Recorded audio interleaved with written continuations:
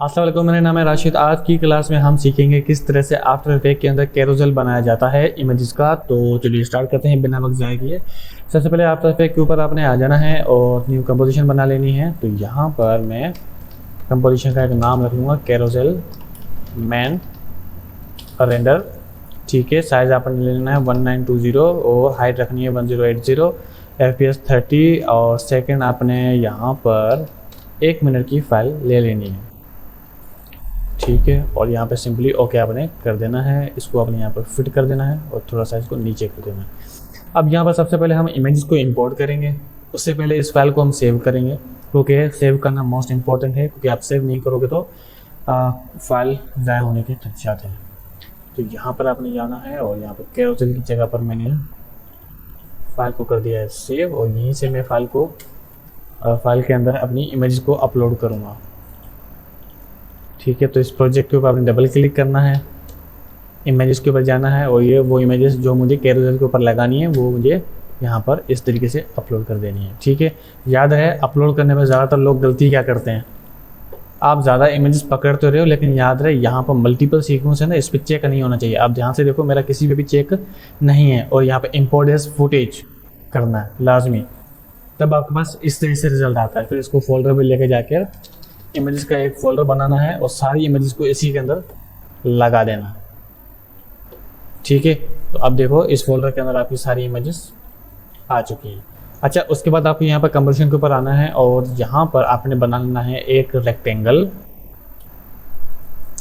ठीक है, और अभी स्क्वायर बना है, इसको रेक्टेंगल करते हैं, बल्कि ऐसे नहीं, यहाँ पर हम इसको इस तरीके से बनाते हैं। ठीक है, ये इनफ लग रहा है। और इसको सेंटर करने का तरीका मैंने आपको पहले ही बताया हुआ है। सिंपली अपने अलाइन पैनल जाना है, कंपोजिशन पे सिलेक्ट करना है और यहाँ पर सेंटर एंड सेंटर कर देना है। और अगर सेंटर पॉइंट अगर आपने सेंटर करना हो तो उसका भी एक आसान सा हल है, अगर आपके पास प्रीमियर कंपोजर है तो यहाँ पर एंकर पॉइंट मूवर है ना, उसको अपने ओपन कर देना है और यहाँ पे आपको उसको सेंटर कर देना है, तो ये ऑटोमेटिक सेंटर में आ जाएगा। तो ये भी एक छोटा सा टूल है लेकिन बड़े काम का है। इसको उठा के मैं यहाँ पर रख देता हूँ। यहाँ पे देखो, यहाँ पे centre, rate, up to live, आप यहाँ पे देख सकते हैं ये पॉइंट कैसे मूव कर रहा है। तो इसको मैं यहाँ पर सेंटर कर रहा हूँ। अच्छा, ये है मेरा प्लेस होल्डर ऑफ इमेज। ठीक है ना, प्लेस होल्डर इमेज मैं यहाँ पे कर रहा हूँ। और इसके बाद आपने राइट क्लिक करना है और इसकी प्रीकॉम बना लेनी है। ठीक है, और यहाँ पर हम करेंगे इमेज 1 पर। ध्यान रहे, आपको एक चीज़ मैं लाजमी बता दूँ, प्री कॉम करने से पहले इमेजेस आपने कितनी ऐड करनी है, 8, 10, 15, जितनी इमेजेस हमने सेट करनी होती है ना, हमने उतने ही प्लेस होल्डर लगाने होते हैं।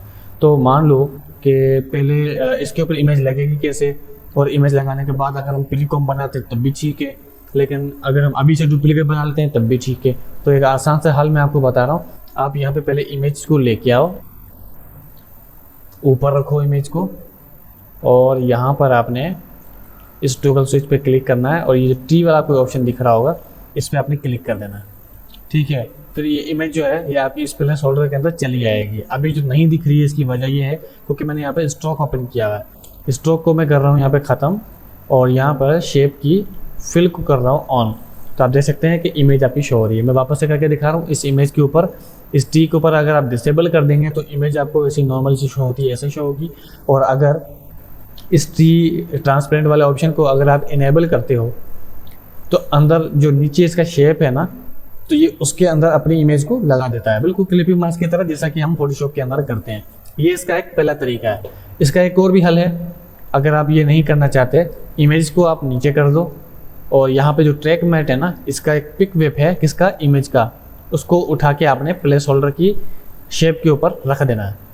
तो ये ऐसा भी होता है। तो दोनों में आपको जो ज़्यादा बेहतर लगता है आप वो चूज़ कर सकते हैं। और चूँकि इसकी बाउंड्रीज जो आप देख सकते हैं यहाँ पर, अगर मैं इस तरीके से दिखाऊँ तो देखो कॉर्नर नहीं है, ठीक है ना, मतलब बिल्कुल प्लेन सा कौन दिया हुआ है, स्मूथ नहीं है। तो मैं क्या करूँगा, इस शेप वाले को एक्सपेंड करूँगा, रेक्टेंगल को एक्सपेंड करूँगा और रेक्टेंगल पाथ पे जाऊँगा और यहाँ पर राउंडनेस को मैं बढ़ा दूँगा, बस ये रखूँगा, ये इनफ है। ठीक है, पूरी इमेज के ऊपर ये मुझे अच्छा लग रहा है। ठीक है, अब जब इतनी चीज़ें आपने कर ली तो अब यहाँ पर मैं इमेज को फ़िलहाल हटा रहा हूँ, फ़िलहाल मुझे इमेज नहीं चाहिए। ठीक है ना, आपने सिर्फ इस शेप को पकड़ना है और जितनी इमेजेस आपको चाहिए ना उतनी आपने डुप्लीकेट बना लेनी है। तो यहाँ पर 3 4 5 6 7 8, बस 8 इनफ है। और हर प्लेस होल्डर को आपने प्रीकॉम बना लेना है। ठीक है, तो मैं नीचे से बनाना शुरू कर रहा हूँ, प्रीकॉम, और यहाँ पर इमेज 1 मूव ऑल एट्रीब्यूट लाजमी करना है। फिर यहाँ पर जाना है, प्रीकॉम करना है इमेज 2, फिर यहाँ पर जाना है इमेज 3, फिर प्रीकॉम करना है इमेज 4, फिर प्रीकॉम करना है इमेज 5, अगेन फिर से करना है, उसके बाद आपने ये लास्ट कर दिया। ठीक है, आराम से अब सारी चीज़ें हमारी हो गई हैं। प्रीकॉम के अंदर आपने जाना है और आपने अपनी इमेजेस ऐड करते रहनी है। तो यहाँ पर आपने जाना है ट्रैक मैट के ज़रिए इस पिक में को प्लेस होल्डर की शेप के ऊपर डालना है और इमेज का साइज़ यहाँ पर स्केल के ज़रिए छोटा कर देना है। ठीक है ना, ऐसे करके इमेज 1, फिर इमेज 2 के अंदर भी जाऊँगा, इमेज 2 के अंदर भी मुझे सेम यही चीज़ करनी है और यहाँ पर स्केल डाउन करके मुझे इमेज को सेट कर देना है। फिर इमेज 3 के अंदर भी सेम चीज़ मुझे करनी है, पिक पे साइज़ छोटा। ठीक है, और यहाँ पर ये वाला मैं ऐसे रख रहा हूँ। ऐसे करके इमेज 4 के ऊपर भी मुझे सेम चीज़ अप्लाई करनी है। ठीक है, ये इमेज मुझे इतनी अच्छी नहीं लग रही तो दूसरी इमेज उठा लेते हैं, यहाँ पर ये वाली इमेज लगा देते हैं।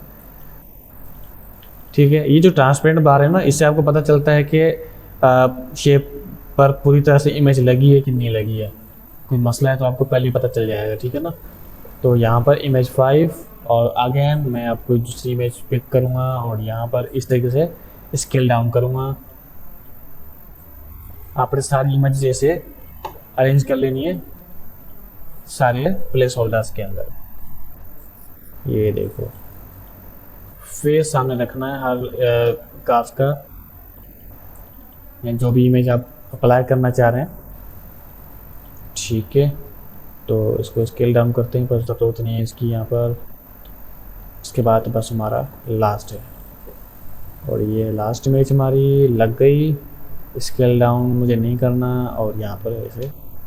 ठीक है, अब आप देखो यहाँ पर सारे कॉम्स आपने यहाँ पर रिमूव कर लेने। ठीक है, अब यहाँ पर देखो जितने भी प्री कॉम आपने तस्वीर ऐड की हैं सारे ऐड हो चुके हैं। अब यहाँ पर आपको अलाइनमेंट सेट करनी है। अलाइनमेंट कैसे सेट होती है, यहाँ पर जाओ, फिट करो और इस कंपोजिशन के इस ग्रे पार्ट के अंदर आपने क्लिक करना है। क्लिक करने के बाद कीबोर्ड से आपने प्रेस करना है कंट्रोल R। ठीक है, याद रहे कंट्रोल R प्रेस करना है, इससे क्या होगा, रूलर आ जाएगा। फिर आपने इस कंट्रोल R में से रूलर आ रहा है यहाँ, ये वाला साइड, यहाँ से आपने खींचना है, माउस से क्लिक होल्ड करके खींचना है इस तरफ और फिर से यहाँ पर।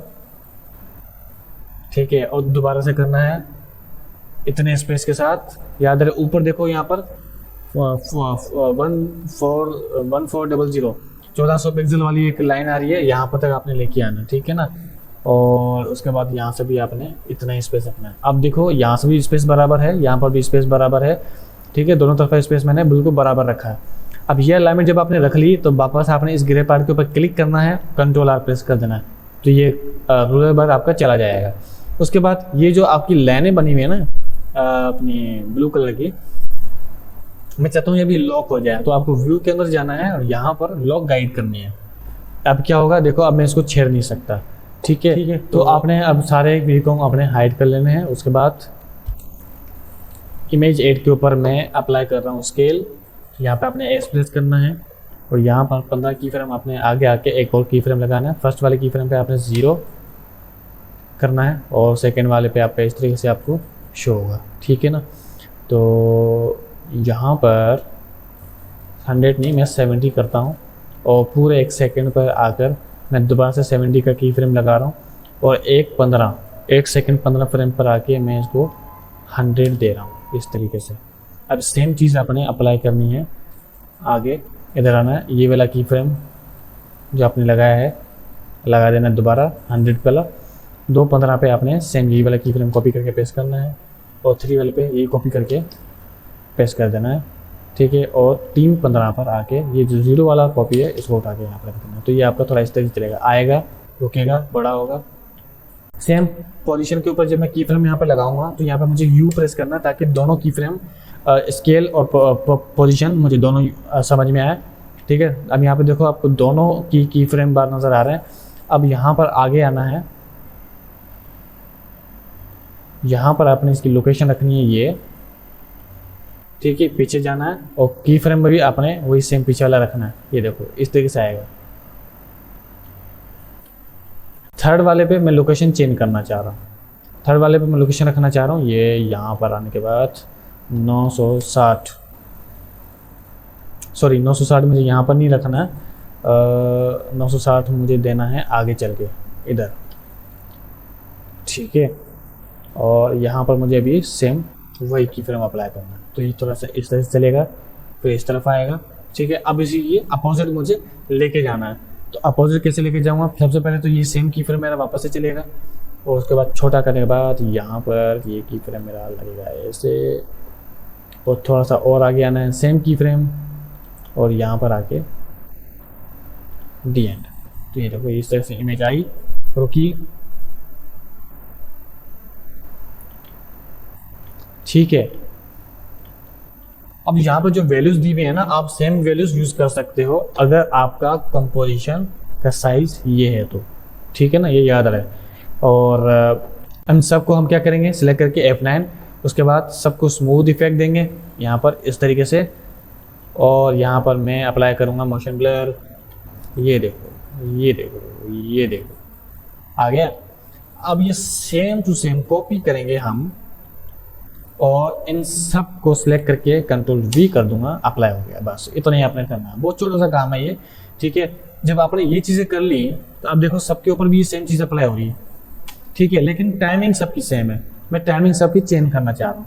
तो आपने क्या करना है, यहाँ पर आना है इधर, 1 2 3, ये 3 फ्रेम आ गए। अब ये चौथा जो फ्रेम आ रहा है ना, इस पर आपने आना है और इमेज 7 पे क्लिक करना है और कीबोर्ड पे जाना है, आपने ये वाला बटन प्रेस करना है, ये वाला P के साथ में, स्क्वायर ब्रैकेट वाला कहते हैं इसको, ठीक है। तो आना है इमेज 7 के ऊपर, बटन प्रेस कर देना है, यहाँ पर आके बटन प्रेस कर देना है, ठीक है। ये देखो ये इस तरीके से आपको शो होगा, ठीक है। फिर आपने इमेज 7 पे U प्रेस करना है और तीसरे की फ्रेम पे आना है 1 2 3, उसके बाद इमेज 6 और वापस से वही बटन आपने स्क्वायर बटन वाला प्रेस करना है, ठीक है। उसके बाद वापस से इस U प्रेस करना है, की फ्रेम 3 पे आना है, इमेज 5 और स्क्वायर बटन, U प्रेस, की फ्रेम 3, इमेज 4 और आपने वापस से वही बटन स्क्वायर बटन प्रेस करना है, फिर U 1 2 3, उसके बाद फिर नीचे, फिर U, ठीक है। अब यूं ही करते हुए आपने आगे बढ़ते जाना है। हर तीसरे फ्रेम के अंदर आपकी जो नीचे वाली इमेज है वो स्टार्ट होनी चाहिए,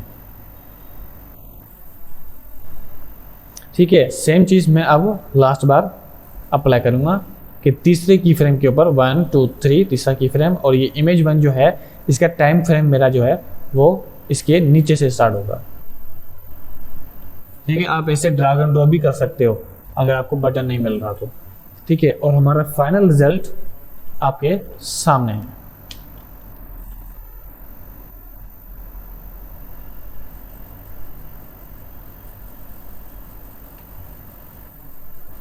ठीक है, तो आई होप आपको आज की क्लास समझ में आई होगी। कैरोसेल बनाना बहुत ज़्यादा मुश्किल चीज़ नहीं है, पर थोड़ा सा ट्रिकी है, तो आप इसकी प्रैक्टिस करें। जो समझ में ना आए आप कमेंट करें, मैं आपको इस सब का आंसर दूंगा, सॉल्यूशन दूंगा। अगर आपको कोई चीज़ समझ में नहीं आती है, व्हाट्सएप नंबर मेरा दिया हुआ है मेरे चैनल पे, आप जब जाओगे तो आपको व्हाट्सएप नंबर वहाँ पे मिल जाएगा, नहीं तो डिस्क्रिप्शन में भी आपको व्हाट्सएप नंबर मिल जाएगा। अगर आपको कोई भी सवाल हो तो आप मुझसे व्हाट्सएप पे भी रब्ता कर सकते हैं। मिलते हैं अगली क्लास में, शुक्रिया।